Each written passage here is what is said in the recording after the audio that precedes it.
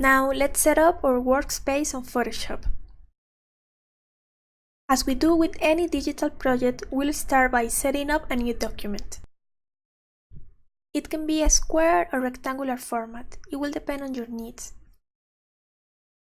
In this case, we'll work on a square canvas.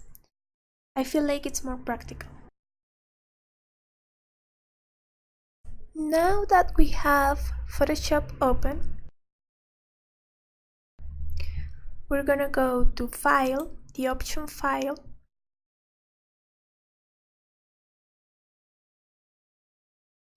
and then we're going to choose New. So, if you want your basic template piece to be 10 by 10 centimeters, that should be your actual size. And at least 150 dpi in resolution. Remember to set up your color mode on CMYK for printing, and if you're going to use your pattern for web design or you just want to post it online, use RGB color mode. Okay, so now you're going to select a bright color as a background color. I'm going to choose red,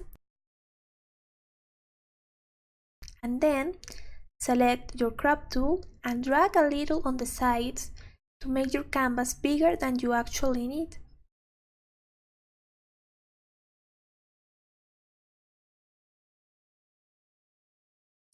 This will help as a guide to arrange all of our drawings later on.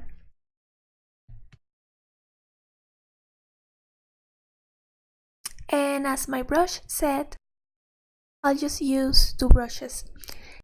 This one for inking, a minimal brush that emulates the flow and texture of a pencil. And for coloring, this square brush that emulates gouache painting. You can see that it has a little bit of texture and color variation. And now we're ready. Let's start.